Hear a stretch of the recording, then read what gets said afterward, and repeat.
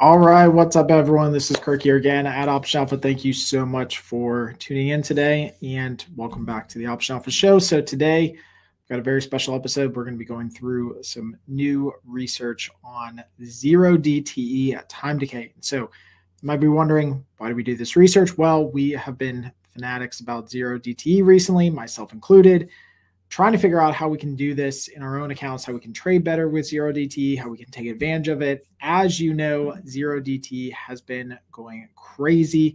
The volume of zero DT contracts has been on a huge rise in the last year, like just this year to date alone. It accounts for nearly 48% of all SPX volume is zero DT volume. So it's a huge opportunity to take advantage of. There's lots of liquidity there. So the question always arises for premium sellers like myself and maybe like you, if you're an option seller, is what happens for time decay during these zero DT contracts. So we did the research on it and we came up with some pretty cool stuff. So first thing we're going to do though is we're going to jump into the slides. We're going to go through this first screen here because I want to give you a little bit of background on time decay. If you're not familiar with time decay, or if you are familiar with time decay, this is what you would typically see as the theta decay or time decay of a normal contract. So what you have is you have a contract that, let's say, expires in 90 days, and the theta decay would happen somewhat along this type of curve. Now, it might not happen like this every single time. It may not be exactly like this every single time, but what you'll generally find is that theta decay happens like this along the curve for the duration of that contract. So from 90 to 60 days, so basically a 30-day window, that first 30 days of the contract's life, you could say, the premium will decay. You will get some theta decay in there, some time decay for that contract, and it will decay, but not by a lot. So in that first 30 days, say from 90 days to 60 days, you're not getting a lot of decay. Then you go from 60 days into 30 days. Well, now things start to really speed up. And generally and classically, a lot of people think or say, 45 days might be kind of the sweet spot on the theta decay curve where things really kind of accelerate. And maybe that's the case here, where you start to see things really kind of accelerate at that point. So from 60 days to 30 days, so the next logical block of days, the next 30-day window, you get a lot more decay than you got in the first 30 days, right? But it's still not totally worthless yet. You're not getting all of the time decay. Your time decay is not accelerating by any meaningful amount.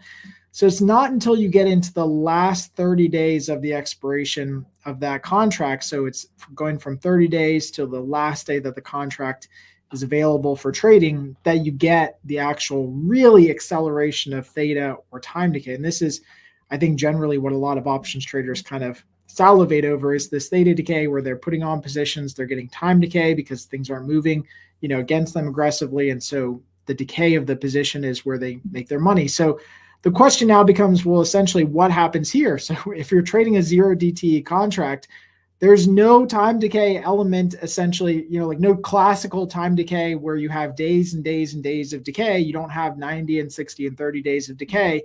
The contract basically expires that same day. So if there is any time decay, or if there is any theta decay, how does it manifest itself? How can we track this? What does it look like? So basically what we did is we went through and we did the research, and we used minute level data for a huge period of time. I think it was about 30 days worth of data. And that's a lot of data for an SPX position. And essentially what we did is we looked at the theta decay, the premium decay of a position that is an SPX put spread that is 10 points out of the money. So that'd be $10 out of the money, $5 wide SPX out of the money short put spread. So why do we first set this up this way? Number one, SPX is insanely liquid. You can definitely trade it. Not only through Option Alpha and Tradier, but you can trade it pretty much anywhere else. And it's cash settled, takes advantage of the 60-40 favorable tax treatment. So there's a lot of reasons why you could trade SPX over, say, SPY, which also has zero DTE contracts.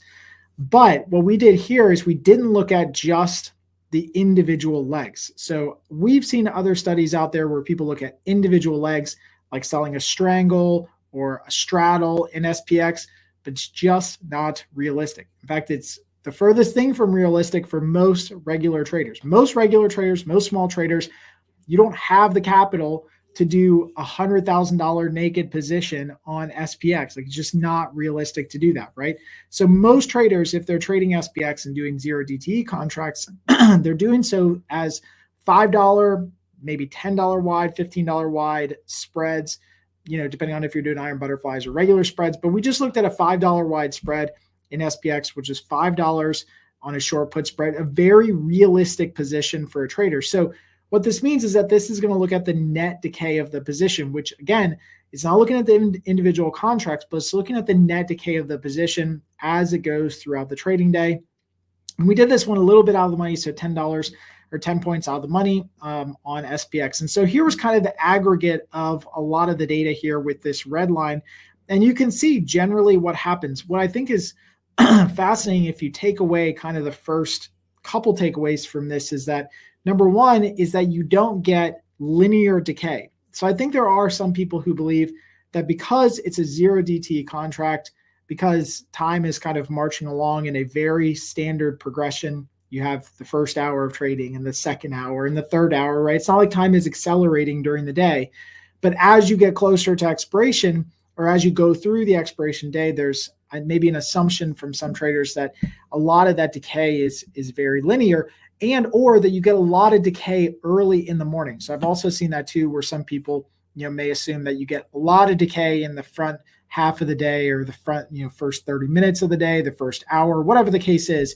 But we really didn't see that in this research. So in this research that was looking at these out of the money put spreads, you can see that the decay of these contracts, the net value of this contract, definitely started to accelerate as you got towards the end of the day. There wasn't much decay, if any decay, in the first morning couple hours, really. So from 9:30 to about 11:30, even 12 o'clock, you really didn't get much decay. This could be, synonymous with maybe looking at it on the 90, 60, 30-day time frame that we looked at in the last chart, but only just scrunched down to an entire day's trading session.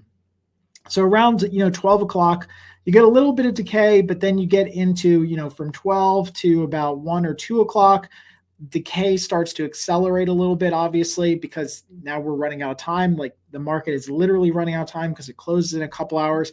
And then you get accelerating decay, but it's really not until about 3:30 or so that you get that absolute really fast, highly aggressive decay that starts to materialize. And this was pretty evident here, where things kind of went from, maybe sort of decay to mega decay, like crazy fast decay around 3:30 in the afternoon. So this is that drop off that you see visually here in the chart, where just the decay of the position just kind of falls off a cliff. I mean, it literally looks like it rode a bike off of a cliff and fell down into the close. So you get that very, very fast decay kind of in the back 30 minutes of the day. I would say that around like 2 o'clock, somewhere in that range or so, you probably get some really accelerating decay for these out of the money positions. So that's very interesting analysis that we saw. So we also did go ahead and stress test this for at the money positions as well. So we kind of wanted to look at everything here. So the previous slide that we were looking at out of the money positions. That would naturally have some decay because they're out of the money. They're not in the money. So there's a little bit of that extrinsic value that's just mostly baked into volatility and time decay. If you look at something that's more at the money contracts, those at the money contracts, and this would literally be buying and selling contracts right at the money, right around, kind of straddling over top of where the SPX price was at the time. Those contracts, because they are at the money and they have a little bit of that intrinsic value kind of baked into them, we saw that those contracts held their value pretty much the entire time. And this is very fascinating, because I think that a lot of people, if you're buying at the money spreads or selling out the money spreads and you're taking more of a directional bet, it's almost like you have to wait till the end of the day to let that bet materialize in this case. So it's maybe not even worth it to make a directional bet where you're doing an at the money position until essentially the end of the day, because you really didn't get, there's no additional premium benefit, decay benefit by selling an at the money put spread. Maybe you're trying to take advantage of a bullish move in the market, right? So you sell an at the money put spread. There's really no benefit to doing that earlier in the day because you didn't get any decay in the contract value. And obviously the market was moving around. It's not like we had 30 days where the market never moved until the close. It's just that premium set, like market participants, market makers, all of us collectively, we really didn't value anything that was at the money until the end of the day, until we realized, hey, this thing is either profitable or not profitable at the end of the day. Now, this was showing that obviously these at the money put spreads, and generally the market has been up for most of the days that we were testing it. So you can see that the value of those contracts went down, which means they're profitable if you were selling those at the money spreads. But again, you didn't actually see this materialize until the end of the trading day. And in this case, it was literally the last 5 or 10 minutes for at the money spreads. So key takeaway here is if you're going to be trading at the money positions, maybe you don't even anticipate doing anything until you get to the end of the day. The other thing you could think about here too is that if you are using zero DT contracts for hedging purposes, some of these at the money positions that are used to hedge would be really great hedges because they can hold their value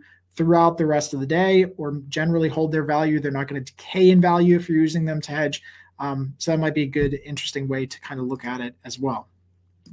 Okay, so last thing that we looked at as far as this analysis, well, second to last thing that we looked at here was we looked at not only in the out of the money positions, then at the money positions. Then we did the opposite and we said, okay, let's look at selling a short put spread, 10 points in the money.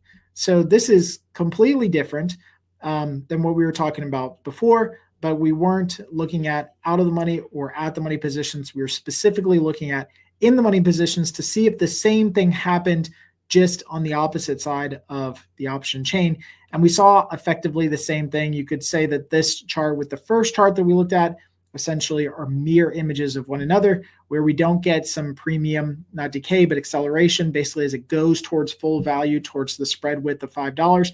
We don't really see that type, materialize until later in the day, about 3:30, it starts to really kind of accelerate and go that direction. So this kind of confirms some of our suspicions that if we're going to be selling premium and we're going to be doing it for zero DT contracts, part of what we might be interested in is that decay, and that decay is going to happen later in the day. Now, of course, there's a lot of gamma risk associated with these zero DTE positions where the premium is moving around really, really fast towards the end of the day, and that gamma risk is accelerated at the end of the day. So that is the trade-off that you're going to take. But if you're trying to hone in and focus in on this time decay aspect, that's what you're going to be looking at is positions later in the day. The last thing that we looked at here was we actually took one particular day, which we thought was interesting, just kind of in this study window, but we looked at what we called Black Monday, but Black Monday was back on August 5th of this year. I don't know if you remember trading around this time period or you remember hearing about it. It almost seems like a blip in time and seems like a distant memory at this point. It's been like a month and a half, 2 months now, right? Since that happened. But essentially there was a lot of talk about the dollar carry or the dollar yen carry trade unwinding, and markets were down really big at the open. So I think most of the major indexes were down 4 or 5% or more. Then the Fed sent in a bunch of their goons to talk on news in the morning and said, look, we're going to backstop this, rates will go down. Maybe there's an emergency cut, all this stuff, right? And kind of, rebounded the markets. But for a short period of time, we did have what I would consider to be insane volatility. VIX above 50. I think it got maybe as high as 60 or something like that. But it was really, really high volatility. And so we thought, okay, let's take that day out of the bunch and let's just look at that day and figure out, okay, what happened for the same $5 wide SPX out of the money short put spread, 10 points out of the money. Like, how did premium decay for days that were really volatile? And so this is kind of the chart of that. You can see the bid and the ask and the mid price. The mid price is going to be the price you're going to really focus on, which is that green line. Obviously, the early morning hours were just bananas. Volatility was crazy. Markets were jumping all over the place. Everyone was trying to figure out how they were pricing in risk for that particular day. And then you start to see, these spreads, which were really, really wide. So obviously 9:30, 10, 10:30, spreads were insane. Even till, 11, 12 o'clock, spreads were pretty wide on these particular spreads. like this particular $5 wide spread is very, very wide. But once you get to the afternoon hours, things kind of calm down a little bit. And then you started to see the little bit of that decay again start to materialize. Now, it's not a lot. You have to kind of almost squint your eyes to kind of see it, but you do see some decay from, say, here at about 12.15 or so. The premium on these out of the money positions was about $2. You get into the afternoon hours, 1:30, or 2:30 or so. It's a little under $2. So there was some decay that started to materialize. It wasn't a lot. It didn't happen really fast. And it wasn't until, again, just the very last couple of minutes of the trading day did we start to see, again, that time decay aspect kind of really pop in and time decay really kind of accelerate. I think what's noticeable about this, even though it was just one particular day, is that when you have a high volatility day, you're going to have a lot of volatility in spreads early in the day. That was pretty evident. But B, it's going to behave more like an at the money position for high volatility days. So even though this position was out of the money, this position still behaved as if it was at the money, for all intents and purposes compared to what we looked at in our research, because we have a lot of volatility. So the position kind of held its value, was a little bit more sticky than it otherwise would have been. And so again, if you're going to be selling premium on high volatility days with 0DT contracts, maybe just kind of forget the morning session, forget most of the afternoon session, focus all of your attention. If your strategy is purely on trying to capture decay and premium decay, then you focus purely your attention on kind of those afternoon hours for trading. Okay, so now that we have kind of that as a background, what I wanted to do is I wanted to jump over and just show you how you can do this inside of your account at Option Alpha. So if you don't already have an account, go ahead and sign up, start a trial here.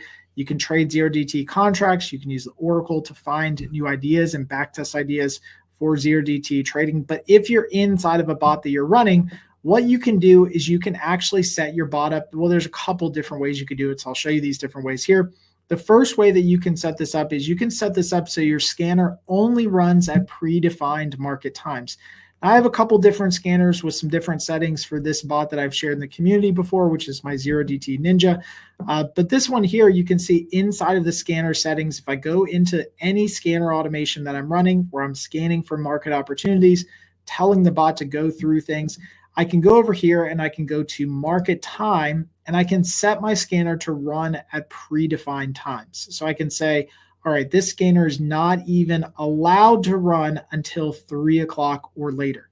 And so that's a very easy setting because all you have to do is just set up your scanner automation, tell your bot what you want it to scan, and then inside the settings, when you're setting up your scanner here, tell it what days to run and to skip holidays or not, and then tell it what market time to run. That's it. Just say, hey, look, I only want to run this particular scanner at 3 p.m. or later.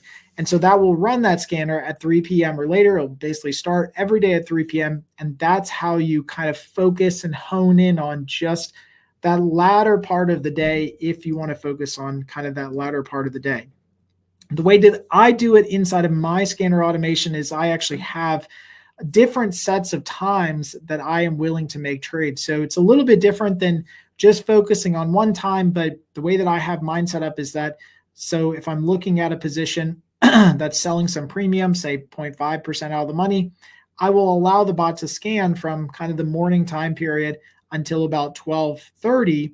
And during that time period, I'm looking for trades that are 45% reward to risk ratio. And so I do it a little bit differently, which is that I still want to maybe look for positions during most of the day. It's just that because I know that time decay and premium decay is not going to be accelerating until the end of the day, I am requiring that my bot find positions that have more aggressive, better risk reward characteristics if it were to find a position.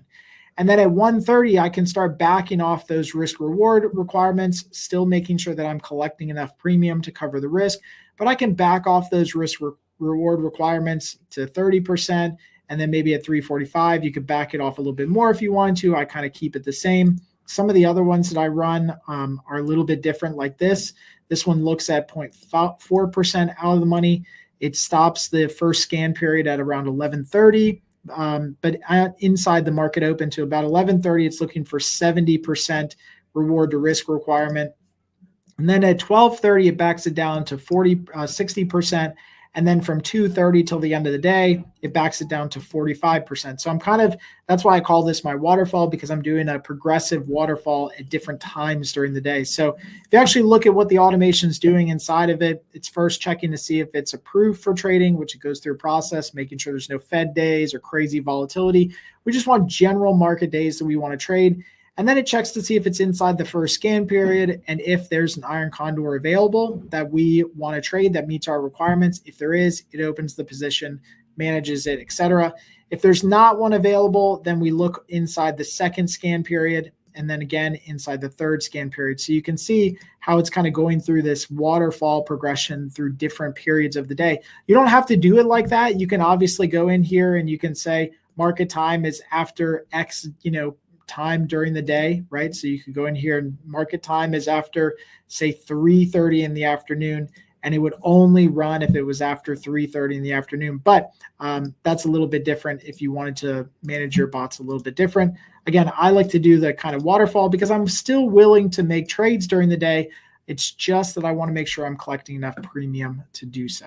Okay, so I hope this really helped out kind of going through all this. If you guys have any other questions, please let us know. If you thought this research was really helpful, again, please share it on YouTube, give us a thumbs up, give us a comment or a rating, whatever works for you. But we really hope that this is helpful. We're going to be doing more research as we start doing more testing for 0DT contracts. But again, the key here is that if you are trading 0DT, most of that time decay and premium decay happens really, really late in the day. So make sure your trading strategies and your bots and automations are set up appropriately to take care of that time decay later in the day. So hopefully that helps out. If you guys have any questions, let me know. And until next time, happy trading.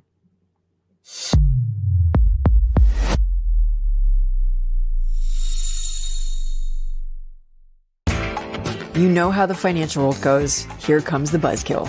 Please make sure to take some time to read this boring disclaimer. We will owe you one.